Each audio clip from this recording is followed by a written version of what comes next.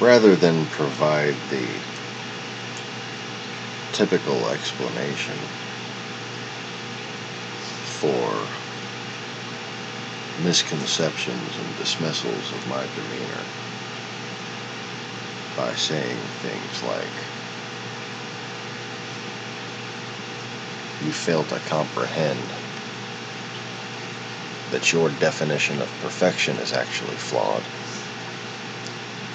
or that it is the typical response of humans to mock or ignore what they are incapable of understanding. I thought perhaps I might provide some practical anecdotes. For instance, I never use the word whom. Well, not never. But I don't often use the word whom. Sometimes when I do, I am drinking Dos Equis. That's because I think it's pretentious to do so. I think it's pretentious to use the word whom. Especially pretentious to correct other people for not using the word whom. I understand the proper usage, quote-unquote, of the word whom. But the thing is, most of the people who speak the English language live in America and do not use the word whom. Therefore, it is illogical to think that it is the proper way to do so.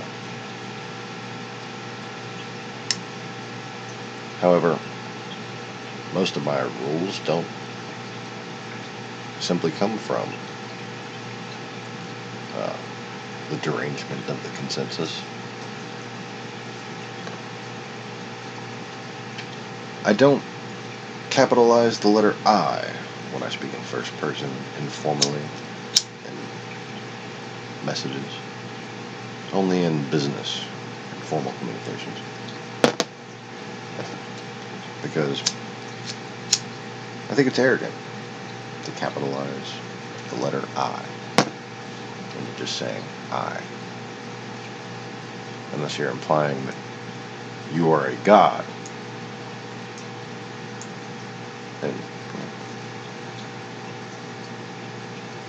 which in my case, in certain statements, might actually apply. But I'm not the one who uses the capital I's all the damn time, am I?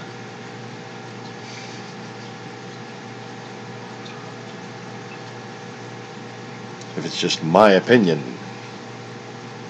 if it's just your opinion, don't you think just a lowercase I is appropriate? I mean, people get the point, right? It's just a bit pretentious for me.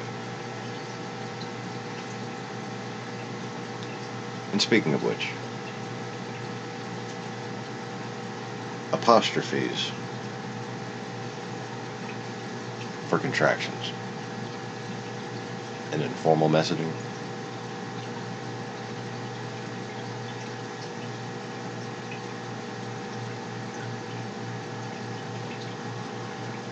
I'm happy enough when people can use the right versions of the word your and their.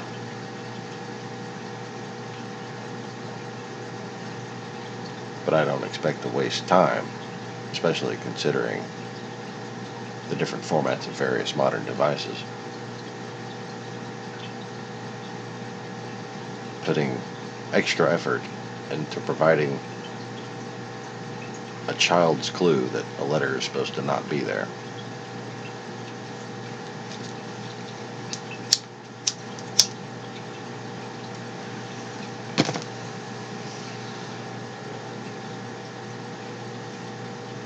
And just speaking of my educational status versus online pseudo-intellectual troll habits,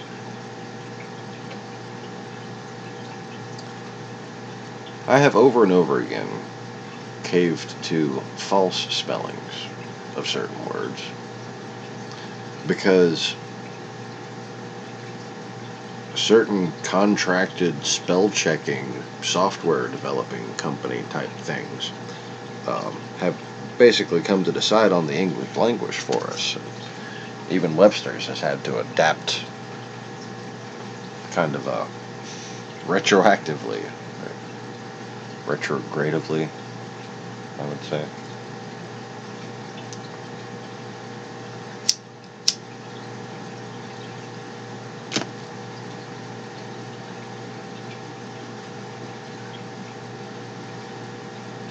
Like the word bigot.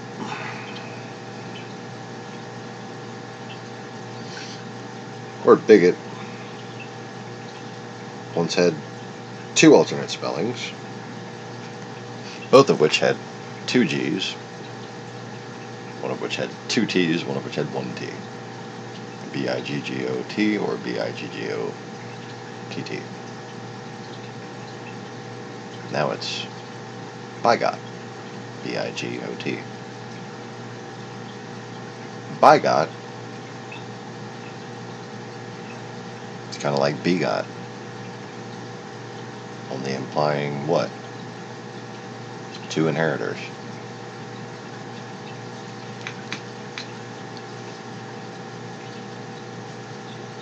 Whose wave of power? Whose influence has grown behind the scenes without us knowing?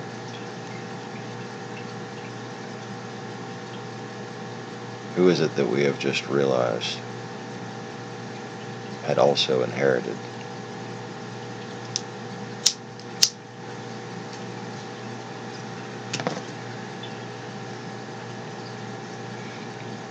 And what do they want to seem to bring out in people?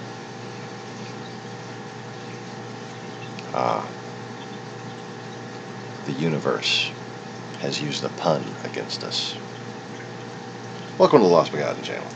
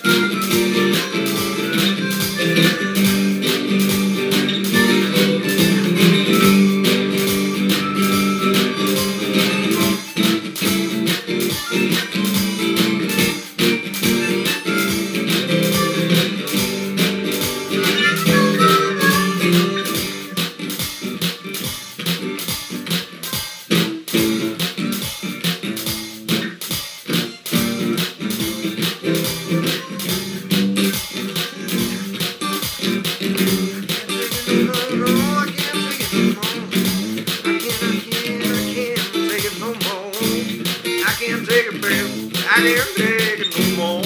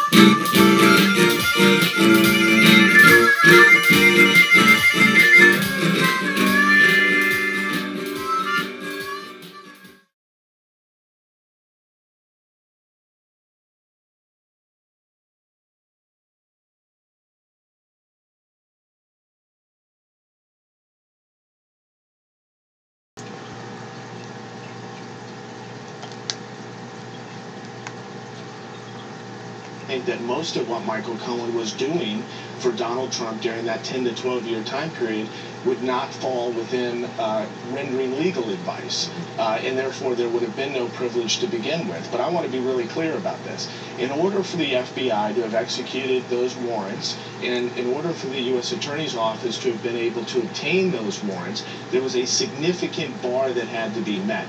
That had to go to the highest levels of the Justice Department. A judge had to sign off on it, and I'm confident that that was not something that was done haphazardly. Well, good morning, good afternoon, good evening, and welcome back to Fake TV's The Actual Lost-Begotten channel. I am your host, Fake TV's The Actual Lost-Begotten, which is, just a fucking descriptive name I came up for a YouTube channel, mostly out of desperation. 4 years ago or so. Didn't launch it right away, but it was certainly still in 2014, before I even got married, that I had planned on launching this channel, because my efforts to get people to stop falling for Russian propaganda and actually supporting Ukraine in a positive way didn't seem to be going anywhere on Facebook after establishing a group of 3,500 members. Just gonna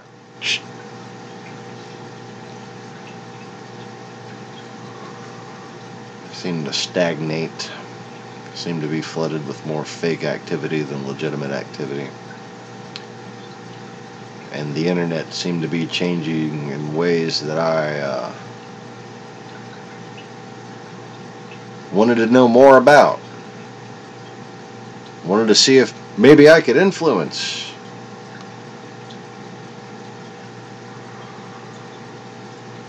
So,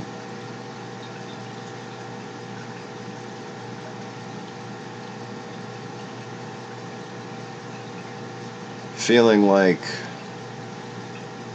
the need for a shepherd was long overdue,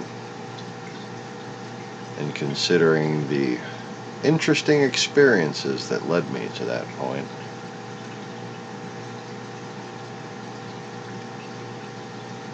I felt like humanity had lost not just the very concept of its creator and savior and guide throughout history,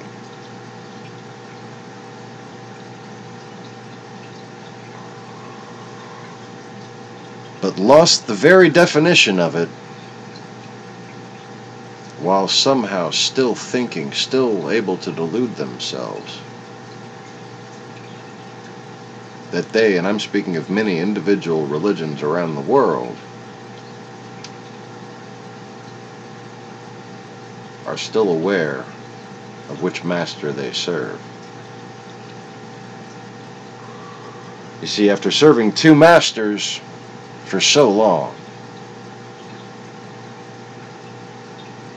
you have become blinded by one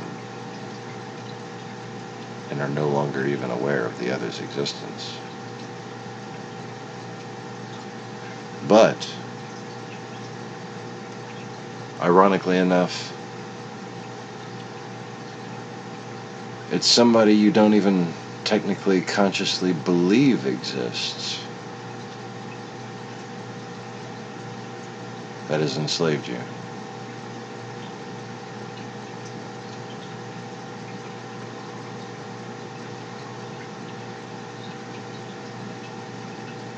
And now,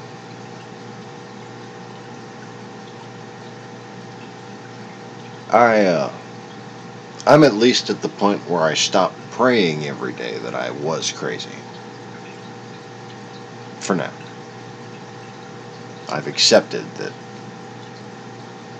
sure, I might be crazy, but this crazy not only seems desired by God, but also worth it in many logical ways, in many very rational ways.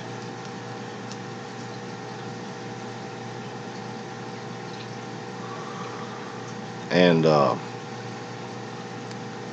let's just say the very idea that people who are way ahead of their time don't often get recognized in time really needs to start becoming a pattern humanity breaks, because at this point, just, as ironically as my previous statement, humanity thinks it's at the point where they wouldn't do such a thing. Oh, yeah, but they've done it.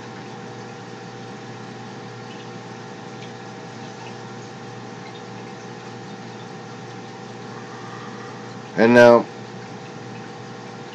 what I mean by begotten, something that you seem to have forgotten.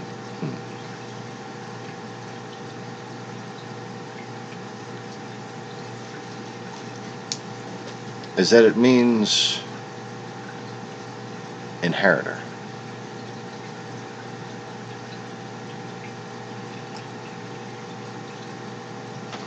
Continuation of.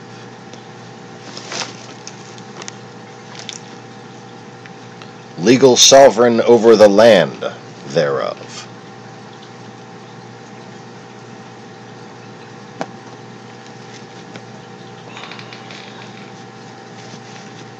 And I think I might just have to do a little experiment.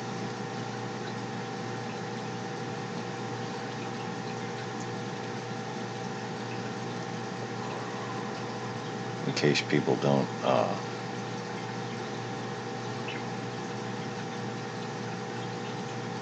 understand the need for the so-called disruption I would cause. Yeah, I hear your little meeting.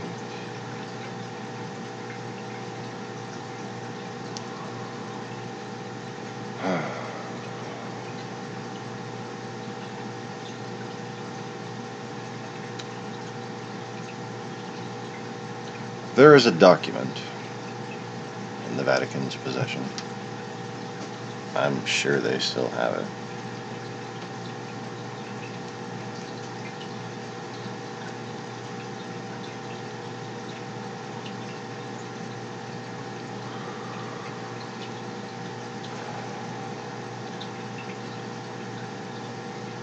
It designates the papacy and several houses of Europe as stewards, granting their inheritance,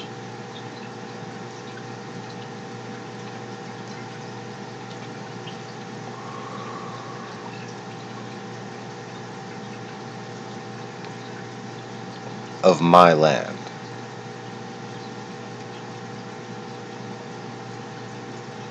My real estate, my physical property.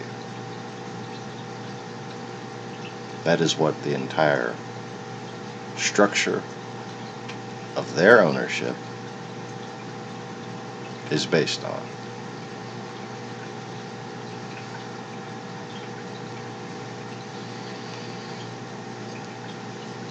I just thought I might consider, at least, reminding them of this. I just kind of feel the urge. It seems rather irrational, almost silly, but far too hilarious to pass up. Anyways,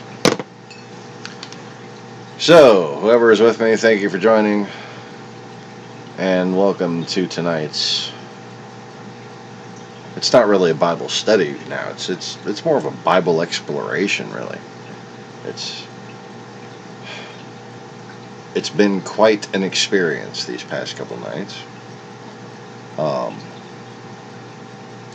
Another thing to keep in mind about my demeanor while I'm filming these particular episodes, or whatever we call it, whatever the kids are calling them these days, vlogs. Yeah, that's like a piece of wood in the shape of a V floating down a river. I don't know.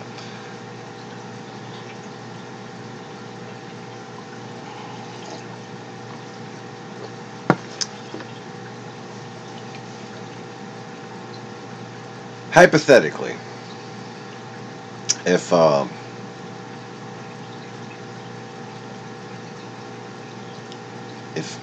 malicious spirits of any type existed, if any ancient beings had become so powerful that their spirits lingered on, for instance,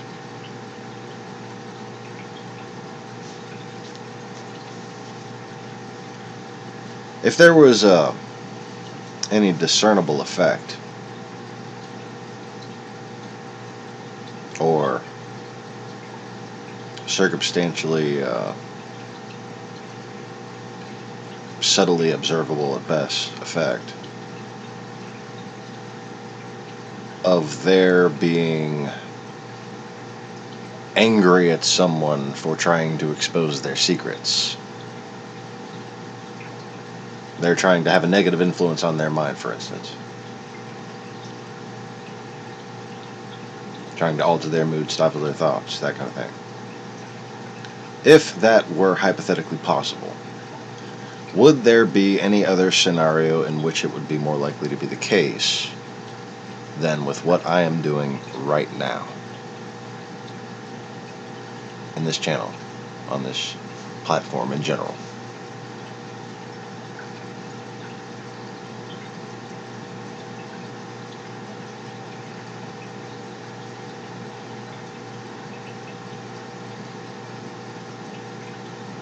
So bear that in mind if you think I feel worried about living up to any standard of expectations. I do my best to give clear statements about very advanced concepts that I think mankind should be aware of at this point, but somehow fails to be.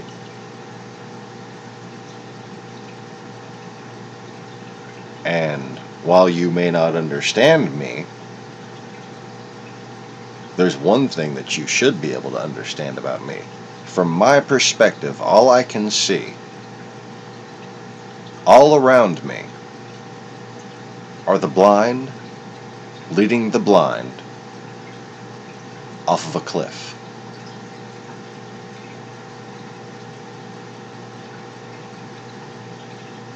You don't see the subtlety, you don't see the insidiousness, you don't see the plans, you don't see your failure to have any.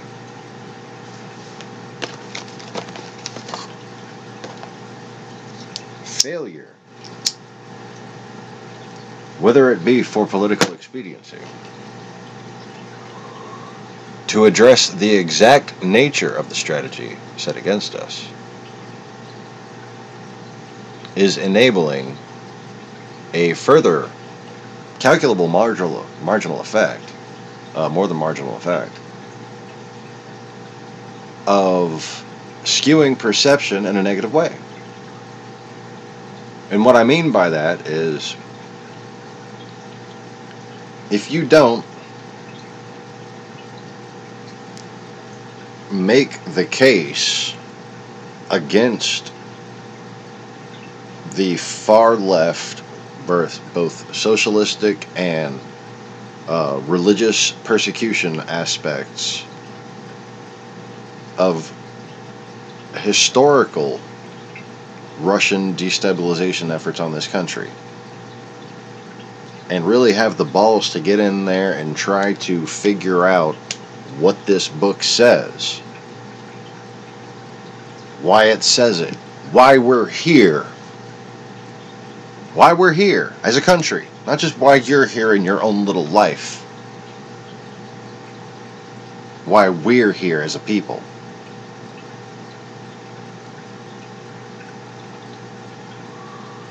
If we don't start talking about that,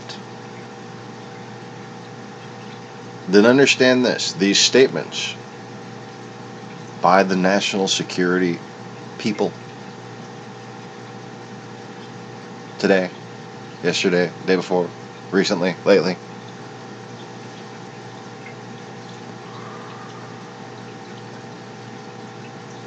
you hear them one way, but the Trump supporter hears them another. And the people who are confused in the middle, they hear them more the way the Trump supporter hears them than the way you hear them. You might hear what you want to, but what you're not hearing is both sides.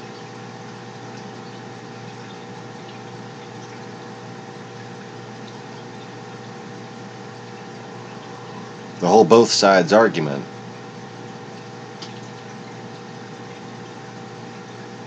isn't just the next wave of attack. They're constantly testing to see if they can push their advantage and advance their plans at this point, because it's already worked beyond their wildest dreams.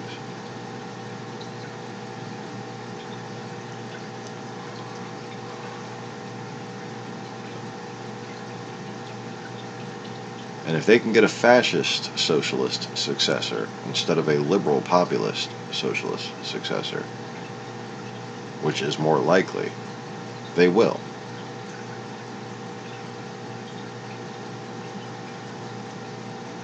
And they will use the democratic phobia for virulency, their vast propensity for blandness,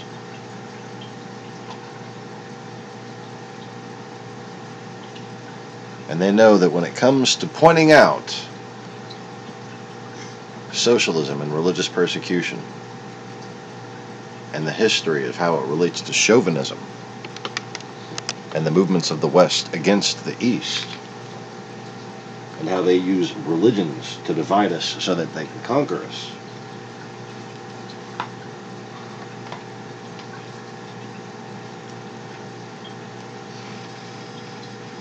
because we don't prepare the center, the independent, and the Bible thumper for that. Yes, because that would even get their attention.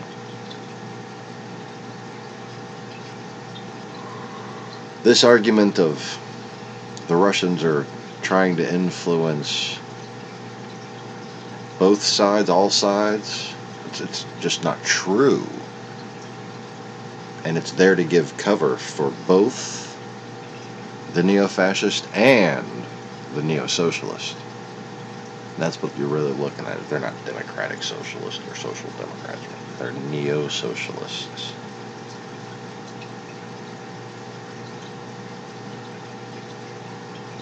They're, generally speaking, far leftists undercover, who have, in many cases, have been brainwashed to think that they're not even far leftists. But then ask them a couple of questions about capitalism or religion, and see the rage form up within.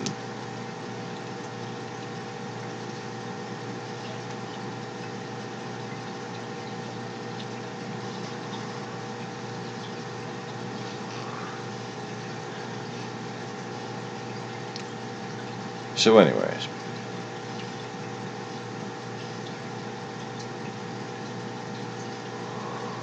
what they should be saying,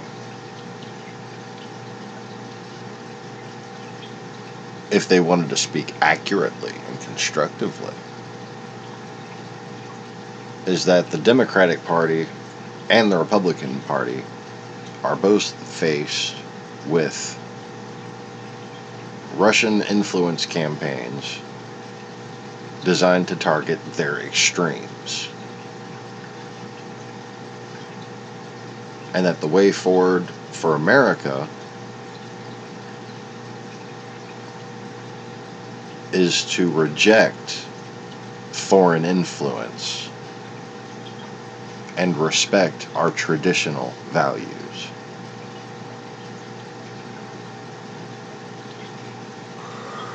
But they work for the neo-fascists, so they would never say something like that, unless it was to their advantage. They tried this shit in the beginning, calling themselves centrists. Oh, we're centrists. No, you're not. You're centrist when you're trying to deny the shit that you're doing.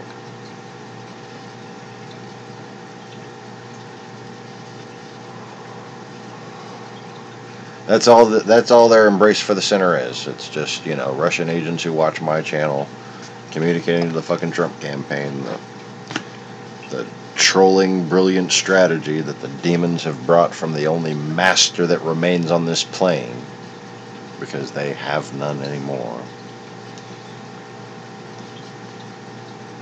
Just a human who's no longer connected to the divine, with a limited time remaining. Oh, still great gifts. Still an ancient soul.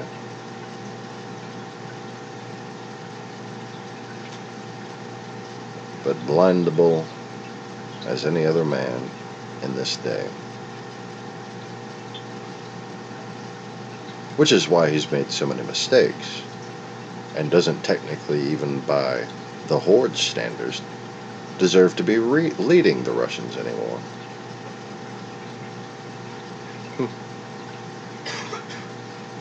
I'm actually surprised he hasn't been assassinated yet for all the blunders he's committed. Don't pretend you don't know what I'm talking about. If you don't, it's not just him that's incompetent.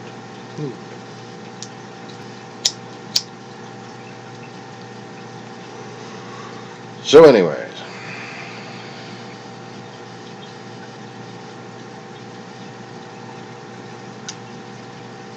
it is just about 2 a.m. here in Louisiana in the United States of America.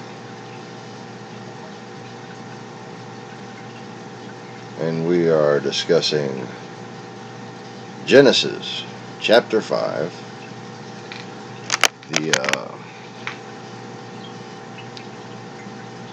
the first really long list, though not the first total list. There's one little pre-telling of generations in the previous book, but the first very long list of he begot him and he lived for this long, and he begot him and he lived for this long.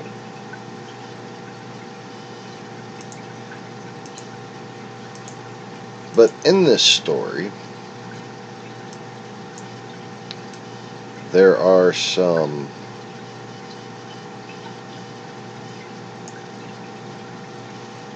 things that I didn't expect for starters. But I think some clues to explain it, actually.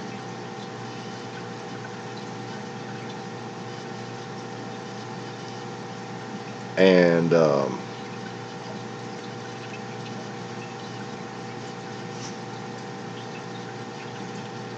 what I mean by clues, most people have probably noticed as sort of a little biblical riddle, where Lamech, the father of Noah, says he killed somebody.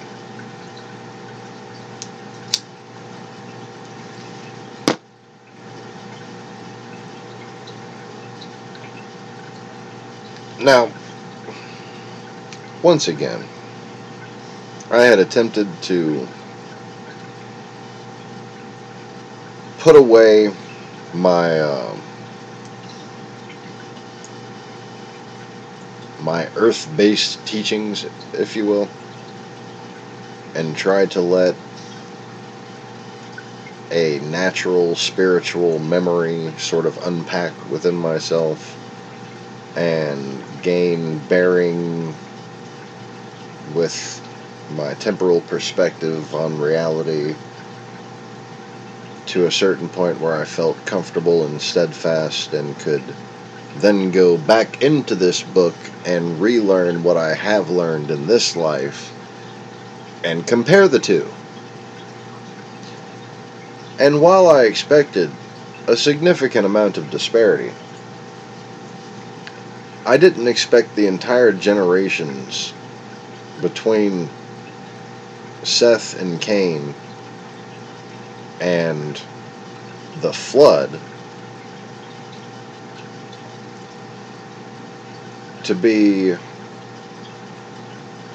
not just switched, but switched and encoded.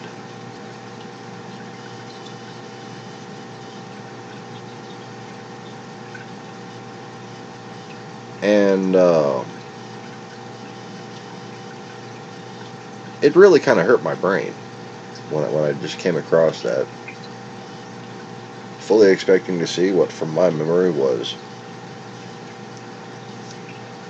the sons of Cain collaborating with the sons of God that had found their daughters fair, and instead it's written as if the sons of Seth, who were pleasing to God, not like the damned cursed line.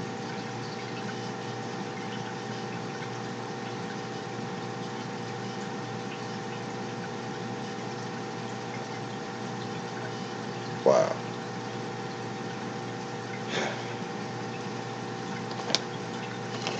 It just seems ass backwards. It should be the sons of Cain, who the flood is designed to get rid of. And instead, as it is written in the King James and later editions,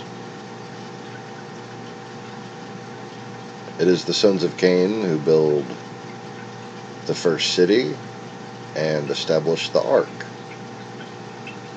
As if the foundations of civilization are murder, deception, and anger at God.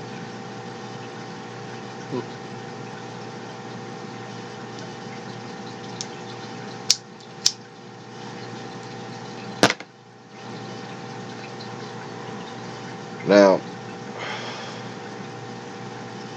if the telling is correct and Cain built a city,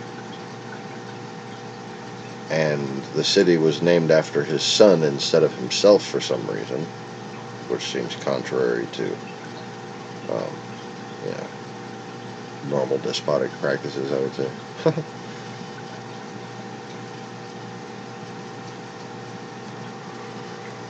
Then that city should have been somewhere in Tibet or Mongolia.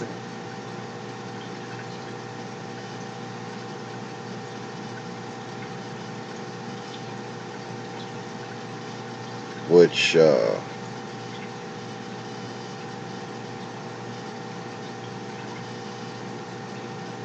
is interesting.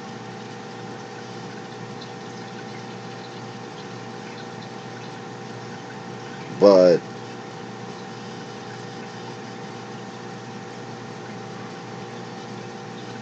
it sort of contradicts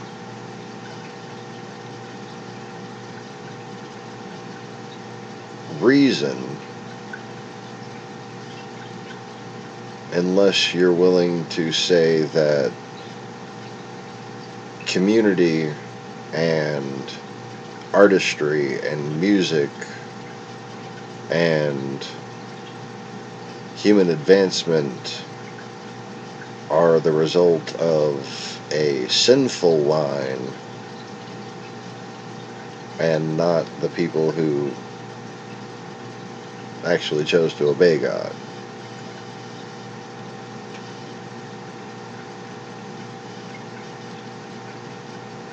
But anyways,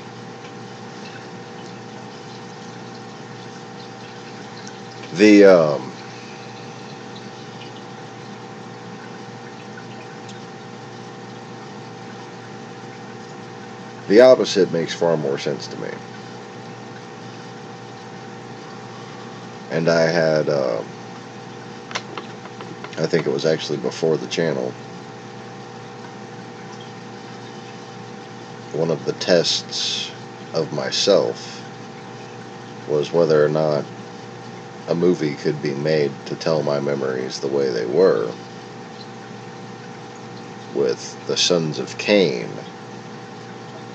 being, you know, Tubal Cain and whatnot, and the sons of Seth ending in Lamech, and Noah keeping God's ways from the commandments of Adam, and that just simply should not apply to a banished person. Okay, you're banished to the land of Nod, but you're going to be the one that keeps God's ways? No. Your sons will be begotten? No. So from the very beginning, for some reason,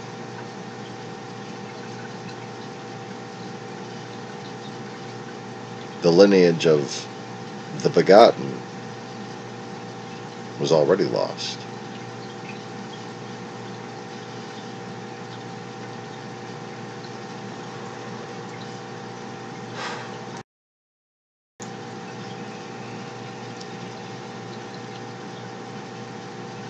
Now,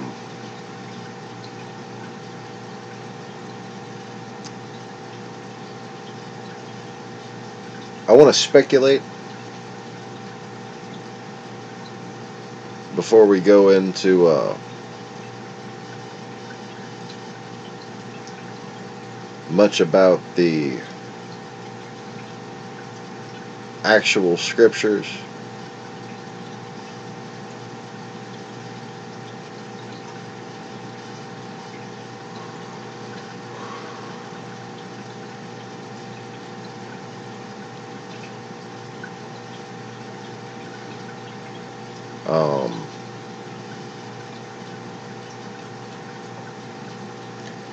And then hopefully reading the scriptures will help me sort of check and test and further theorize. Read through last night. Thought about proceeding on to Noah, Genesis-6 tonight. But some pretty significant things occurred to me about Lamech in particular.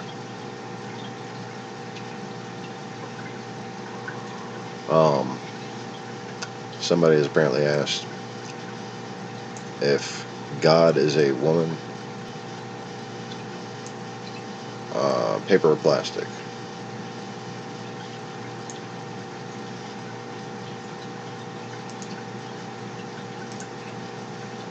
God the Almighty is beyond definition of man or woman.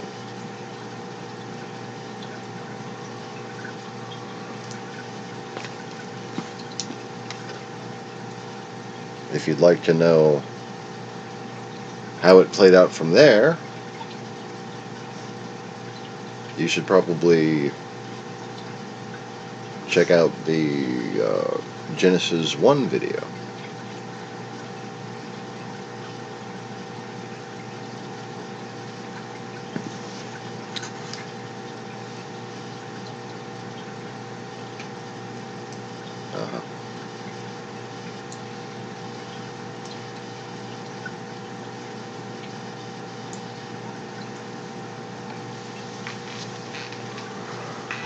So,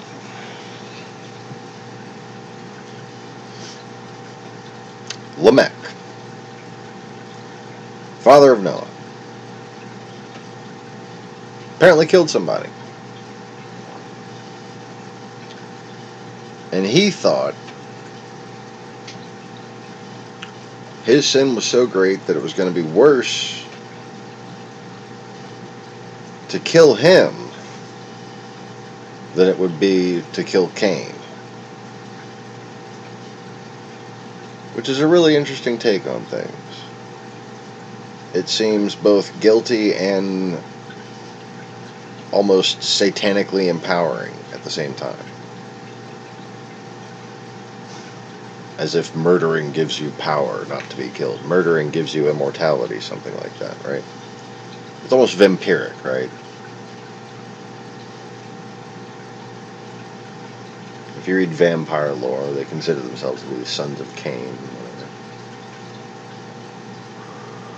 Fictionally, or, whether it be the tales that demons spread to men to bemuse them into enslavement.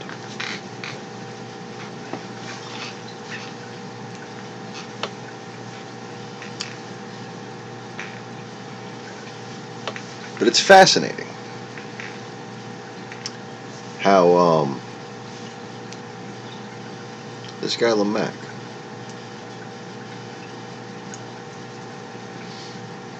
thinks that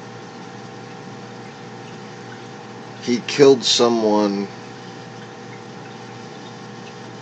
to his wounding and a young man to his hurt.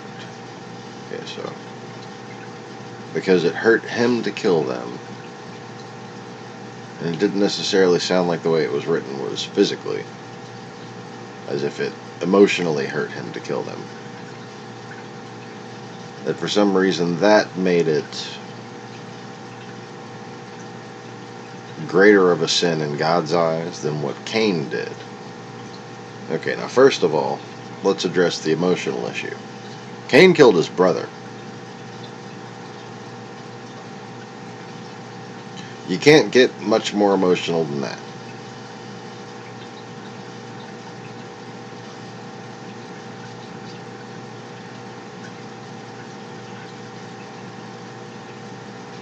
Lamech, what was it according to the scroll of Jasher, and just to be taken into consideration as a sidebar, a side note, excuse me, sidebar.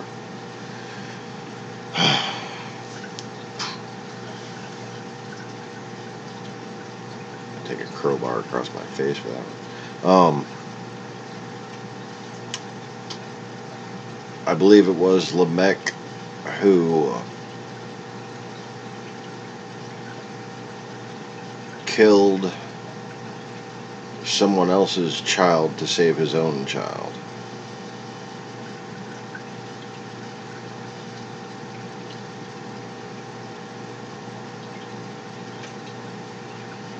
But no, that was Terah, father of Abram. So that can't be right. Or maybe that's an overlap.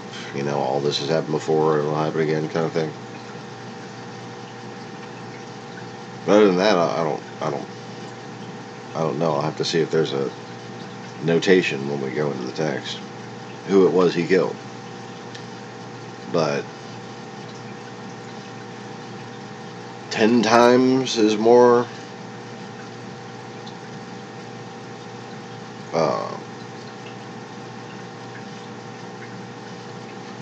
I don't know, it's weird to say sinful or punishment worthy when he seems to almost brag about it, almost feel like he's protected because of it.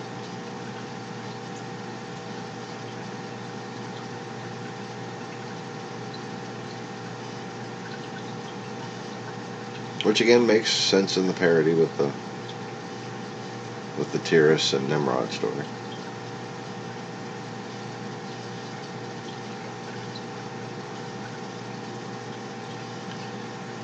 But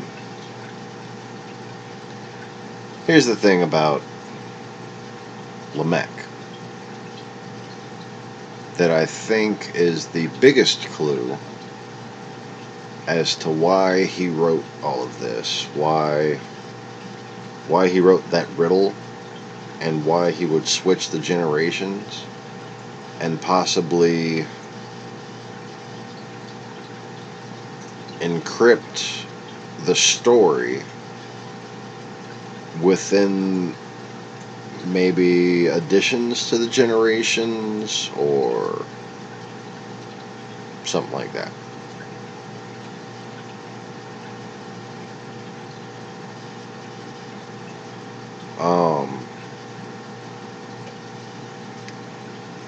What we do know,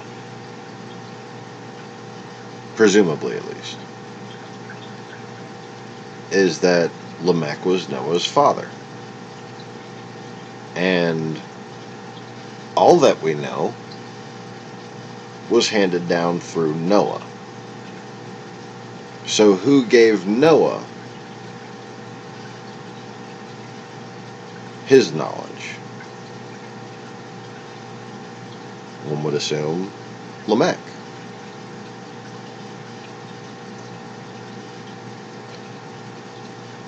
Now,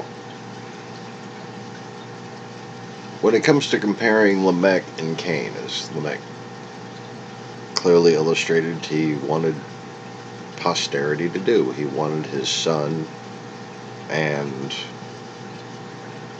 you know, if God wanted him to write that, if God wanted him to encrypt something into history for us to later figure out, then we could assume that there was reason behind him writing that. We could assume that at least God, in giving him a notion, an urge, maybe even a vision, that there would be a flood, that there would one day be retribution for all of this. Or simply, just he was guilty of something and he didn't want his immediate successors to know, but he wanted people to be able to figure it out in the future. And that happened to be the lineage of Adamite history that was the only one that survived the flood. Still, if one believes in God, or if God exists, then he must have been aware of that was how it was going to be.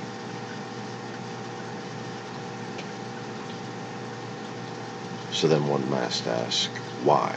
Can we figure out a why? Well, in comparing Lamech to Cain, as far as their sin went, the way Lamech wrote it, he wanted us to compare his sin to Cain, clearly, in the riddle. That's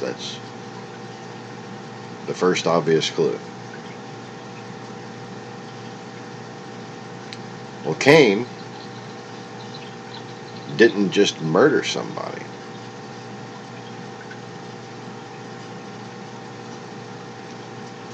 He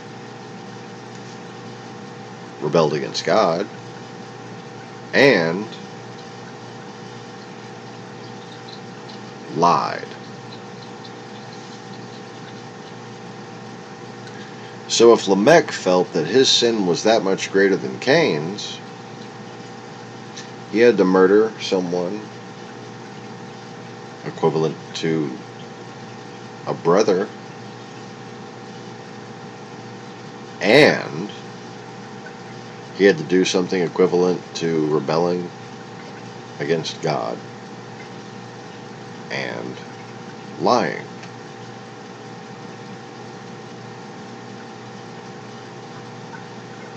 Now, what's interesting about this is that it gives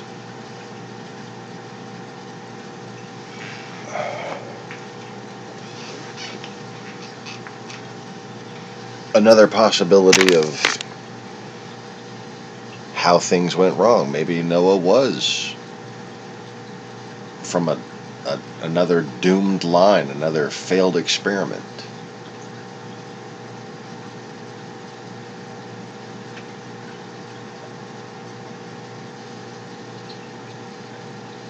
And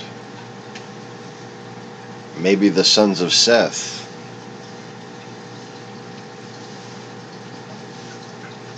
had all become even more evil. You know, there is all the Sethite thing, right? Seth equals Set.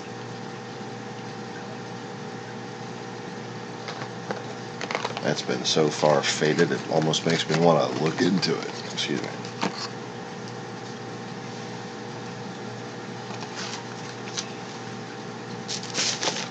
You know, anything allowed to be pushed off into the shadows at this point is worth at least shedding a light on. What was that about again?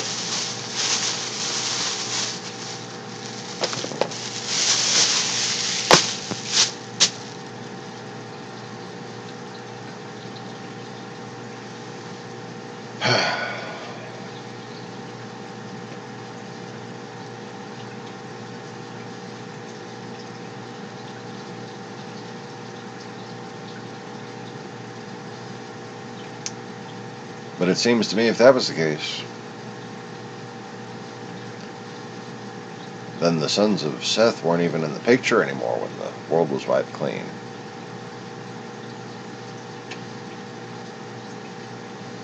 I mean, it almost depicts them as being the corruptors of the sons of Cain. If the world was wiped clean, then all the sons of Cain but one, and certainly all the sons of Seth, were killed.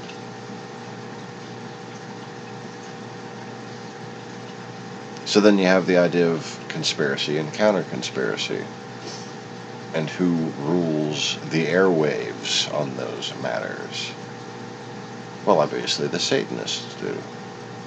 And what do the Satanists do? They accuse of what they're guilty of.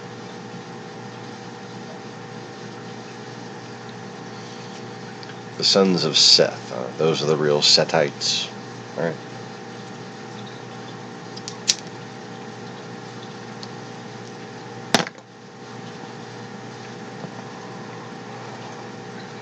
That sounds just like something that the very people who told the lie would say. And the lie here is that it was the sons of Seth that were the bad guys and the sons of Cain who were the good guys.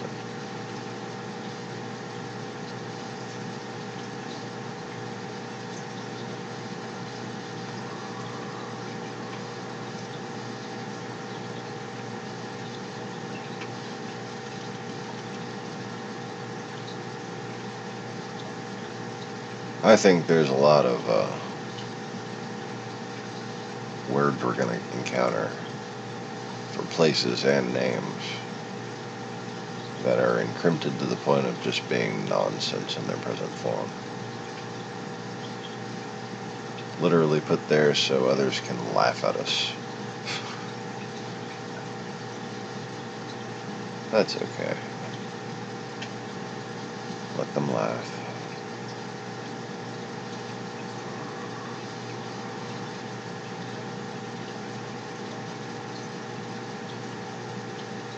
I always think it's really funny when people are laughing while they're on fire.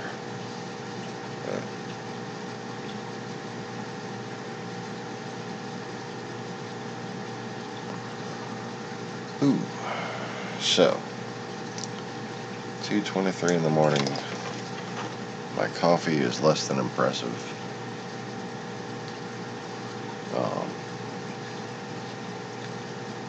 I'm gonna go put another shot of espresso in here.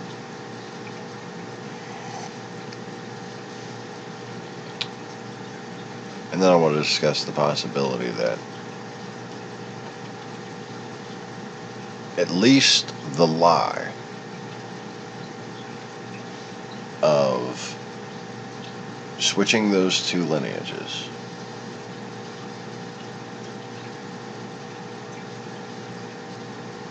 may have been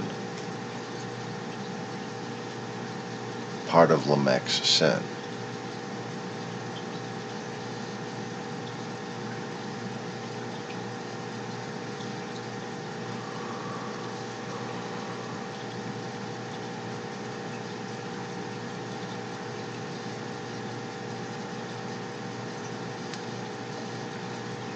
And maybe he considered lying to God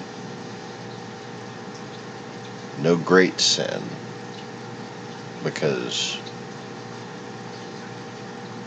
Cain had no chance of not getting caught lying to God, If it's a sin that you're guaranteed not to get away with, it seems like his lie was more out of rebellion than actual intended subterfuge, maybe, perhaps. It's a tricky little distinction to make. On the other hand, if Lamech considered his sin to be a lie written down to his begotten, to his posterity, a lie of history,